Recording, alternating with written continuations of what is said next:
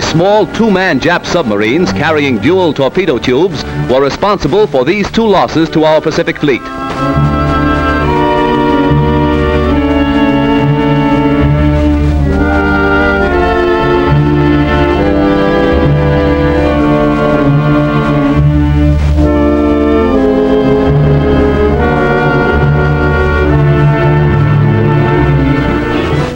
Here is the actual bombing of the mighty USS Arizona by Jap planes. These pictures were made by a fearless cameraman who thought nothing of his personal safety to make possible this record for all posterity. A single lucky hit was responsible for the disaster that befell the Arizona when a Jap bomb falling directly through one of the battleship's funnels exploded in the engine room and set ablaze tons of fuel oil.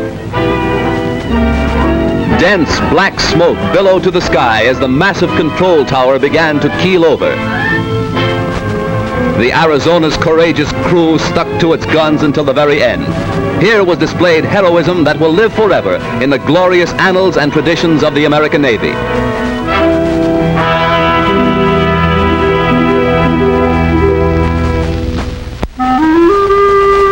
The once mighty Arizona now rests on Pearl Harbor's muddy bottom, a pitiful relic of its former self, a grim monument to the treachery of Japan. The once mighty dreadnought's armor plate is twisted and torn, but the great battleship's control tower still stands, a defiant beacon that in days to come will cast its shadow upon Nippon's very shores. At Pearl Harbor, at Hickam Field, in the bomb-pocked streets of Honolulu, ever is written history. History with a tragic, treacherous pen. History that 130 million Americans will never forget. And in days to come, the Japs, too, will remember Pearl Harbor. Here is a tragic, unforgettable page in the annals of America. Here, the cunning deceit of the Japs will never be forgotten. Here, they hoped to score a knockout before the war began. The Arizona's gun crews, battered and broken, fired to the last. Their guns pointed skyward, from whence the enemy appeared. The Jap sneak blow cost hundreds of military and civilian lives. The treacherous attack cost our Pacific Fleet 2 battleships outright, another capsized, the loss of 3 destroyers and a mine layer.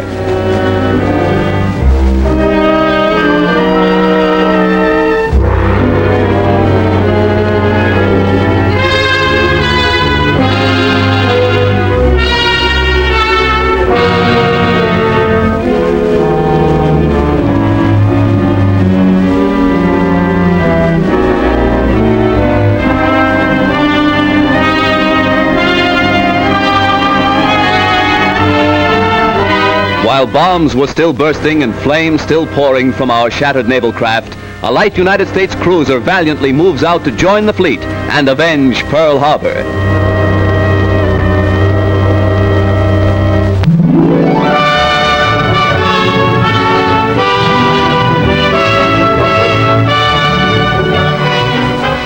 June 3rd, 1935. The Normandie, $60 million luxury liner, comes to America on its maiden crossing of the Atlantic, an event that occasioned a marine demonstration that will live in history. Whistles blew and sirens shrieked a mighty welcome to the new Queen of the Seas. The famed skyline of America's greatest city formed a fitting background for America's greeting to one of the most stately ships that ever crossed the Atlantic. 6 years later, shortly after the United States entered the war, the Normandie was seized and placed under naval guard. Hundreds of civilian workers were put aboard the Normandie, renamed the USS Lafayette, to strip the vessel of its costly furnishings and to prepare it for war duty as a United States transport. February 9th, 1942, the Normandie afire, a fatal tragedy to the big luxury liner and to America. As the flames rapidly spread to devastating fury, workers madly scrambled to safety, while fireboats and fire engines poured tons of water into the stricken vessel. All fire doors, vertical and horizontal, were closed to protect the ship's vitals from the flames, but this was all in vain. Dense clouds of thick, acrid smoke billowed far out over Manhattan, casting a mucky pall over Midtown and downtown New York.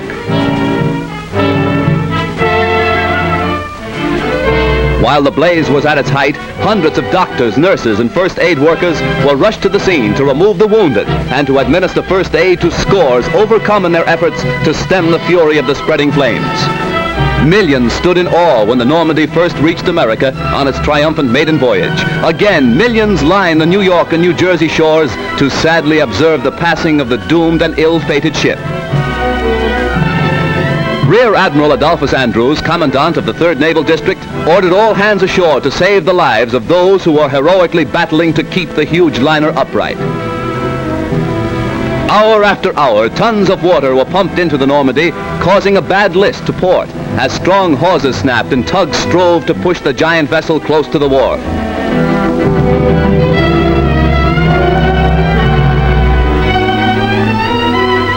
Then, during the night, the Normandy met its final doom, when, with a resounding crunch of ice and a belch of smoke, the 83,000-ton vessel dipped her flame-scarred superstructure into the surface of the Hudson River. Hundreds were injured when America lost its biggest naval auxiliary. Millions of dollars of damage has been done, and thousands of man-hours of labor have been nullified.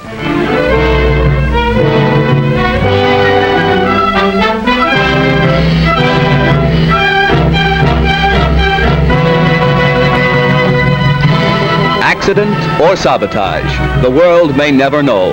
But the fate of the luxury liner Normandy, rechristened the USS Lafayette, is one of the major catastrophes of our day.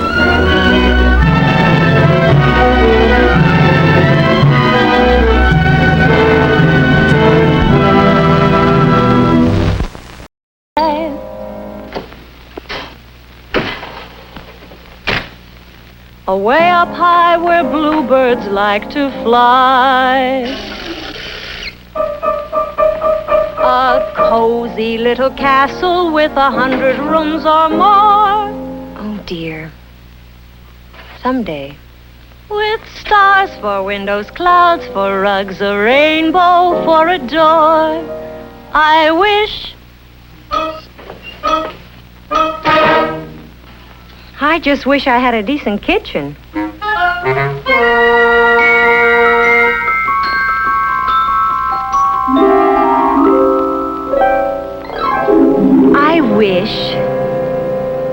I wish the faucet wouldn't drip all day.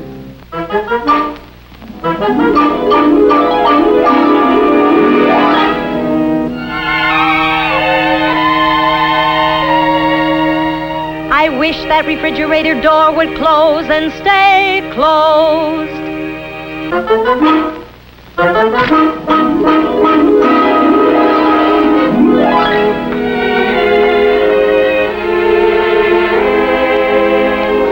I wish I had a stove whose pilot light was always lit.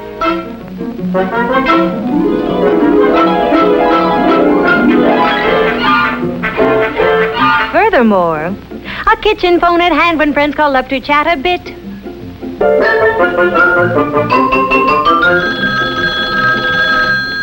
Hello, yes, this is Mary. How are you? Bye. They say your kitchen dazzles every eye. A brand new sink, a built-in oven, a new refrigerator, and a phone. A kitchen phone, a bright red phone. I gotta go. Goodbye, goodbye, goodbye. I'll call you later.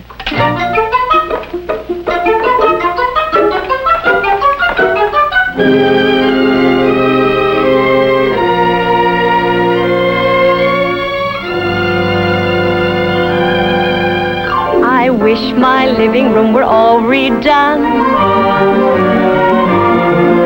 New drapes, new rugs, oh, this is fun. It's nice to have a telephone to blend with my new drapes and rugs. A living room that's all our own.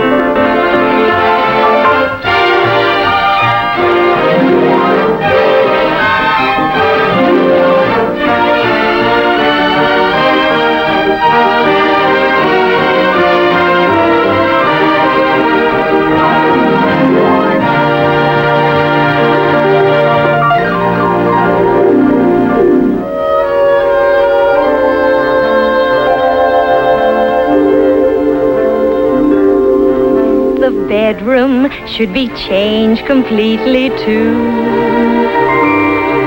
Perhaps a color scheme of gold and blue. new furniture, and lots of room for all my clothes. On second thought, I might try Dusty Road.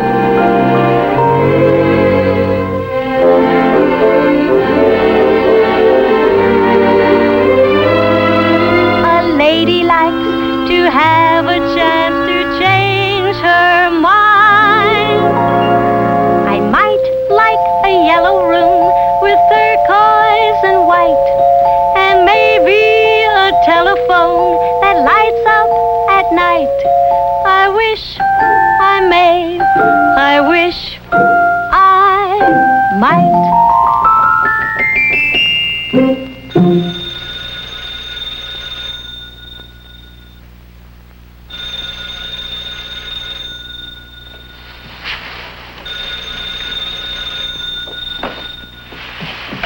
Hello?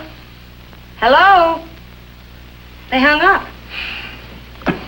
It was probably Gordon sitting there like a vulture. Call him back. Maybe I'll have him in a day or two, but not tonight. I haven't got one idea left to rub against tonight. His line's busy. Well, try it again. If he and Sonia can't wait, I don't care what they do.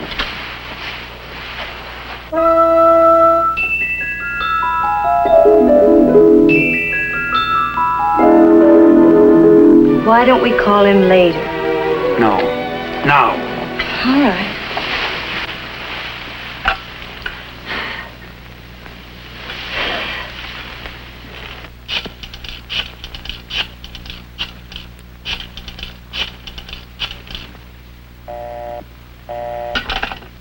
Wait a minute. Do that again.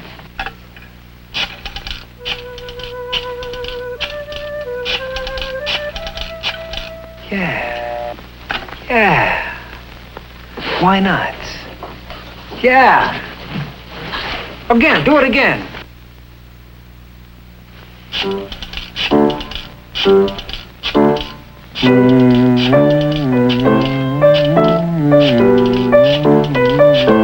It works.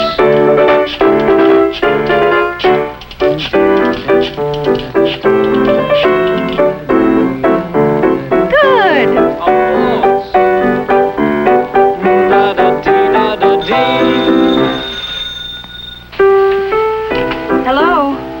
Oh, hello, Gordon. I've been trying to get Jeff. Sonia's here. How's it coming?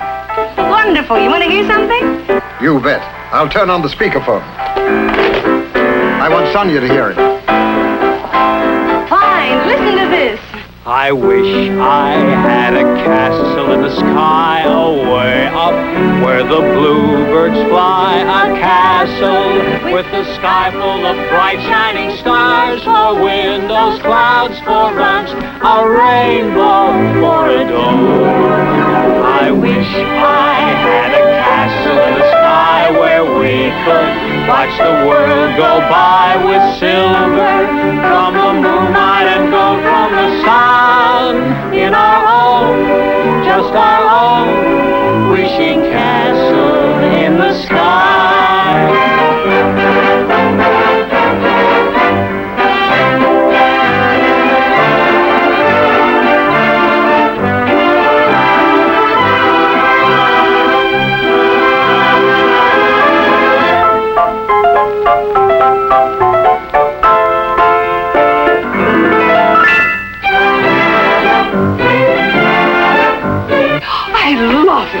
Such rhythm, such spirit, such departure. That's it, kids. Bring it in, Jeff, and go on your honeymoon.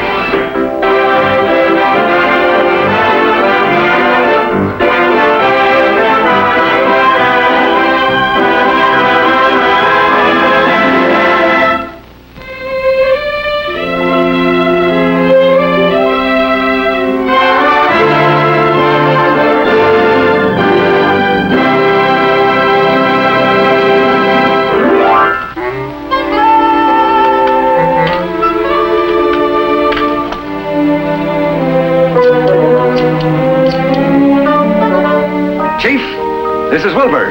Mission accomplished. I'll be right up. Right.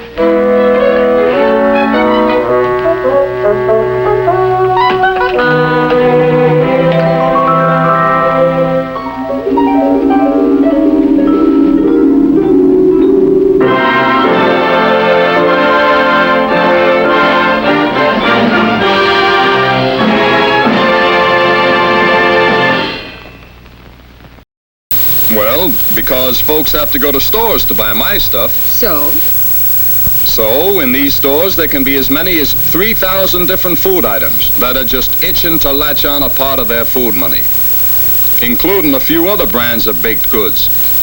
So, it's one great big scramble. Up and down the aisles the shopper goes, and what she'll buy, nobody knows. For sure, that is. But every food item tries to make the grade by looking so doggone good she just can't resist buying. Appetite appeal, we call it. And how do you get it? That's just what I was going to ask you. Well, one way is to let the shopper see the actual product. Yes, sir, you can write this down in your notebook. For making the best impression, nothing beats seeing the actual product. Now, one way to get it is with modern packaging. But that's not all. Now, for best appetite appeal, you also have to have good displays. Displays that sell. And believe me, top salesmen are using all the tricks in the book to get them. Tie-in displays with go-together food products. Meal suggestion displays, and a lot of others. So when you stop and think about it, this job of mine is anything but dull. But still, doesn't it get monotonous doing the same routine things every day? Every day is different on this job. Every store is different, depending on what bullseye I'm working on. Bullseye? Sure. You know, a while back I decided this could be a better paying job if the guy used his noggin. That's when I set up 3 bullseyes. Here they are. Grocer goodwill, plus volume, and selling displays. The things I'm aiming for in every store on my route. Anytime you can do something to make yourself better liked in the store, or up the volume in a store by even 1 loaf of bread, or get a new display idea, can mean more dough. I'm just crazy enough to like the feel of more money. That's why I keep aiming for those bullseyes. Well, I better wind up Nellie and get going.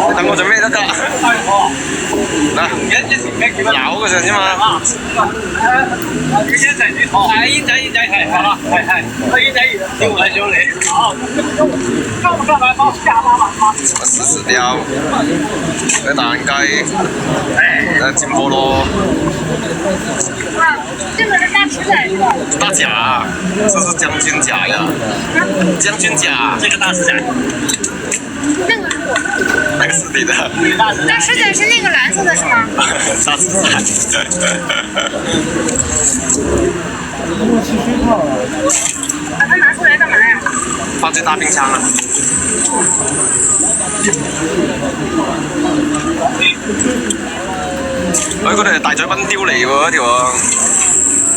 哎，这个叫什么？这个？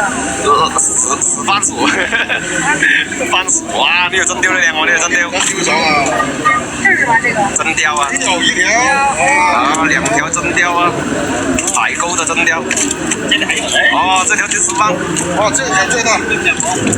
哇，這個是不是金絲棒？這條？這個5000多。這條是不是金絲棒啊？给我拍一下喽。嗯，可以，拍吧。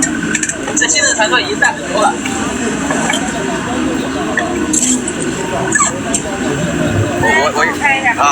我也是第一次在海沟搞到哦，导航它对了，OK。哇，这个太大了，真的。啊，是金丝棒吧？没错吧？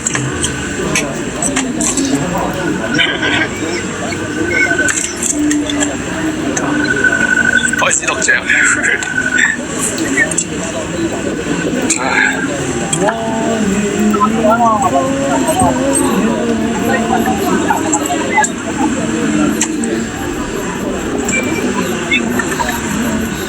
哎，还有真雕的？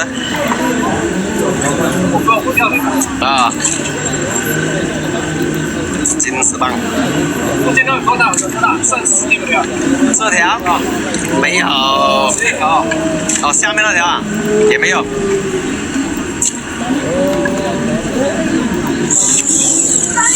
長哥呢條得啊，長哥呢條得食啊，呢條海溝金石蚌係咪？係咪金石蚌嚟㗎？誰的？你的？我的。我要睇住啊！給他是不是在廣告？2個不要了。哦，沒有。哪條什麼魚啊？我有2個，一個裡面有沒有？2個都。那冰箱在哪里啊？一個裡面在前面。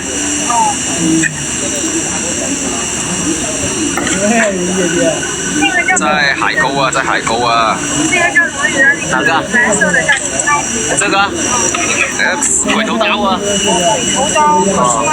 不好吃，你们昨天拿来玩而已。還有種地方這個。啊，這個是你的啊？有穿上面這個，在這個裡面有。那鬼頭刀是？還有一個。鬼頭吃起來它苦嗎？這個來我幫你看，就是在海面上有的是藍色那種啊。峰哥中意啊，峰哥。啊？真雕。這個真雕好吃吧？唔係金石蚌咧，係巴納啦。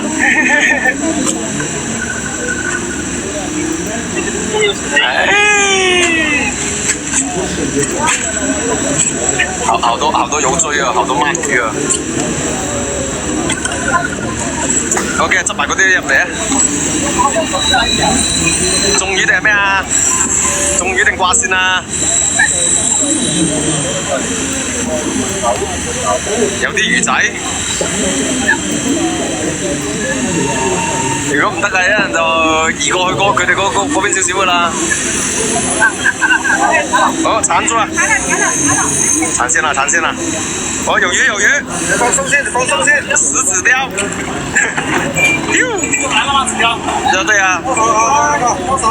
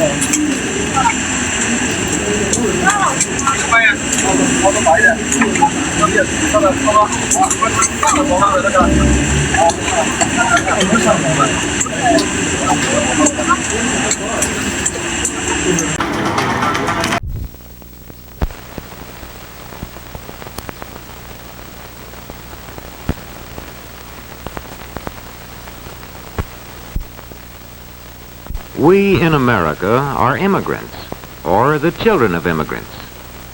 We are one people, but a people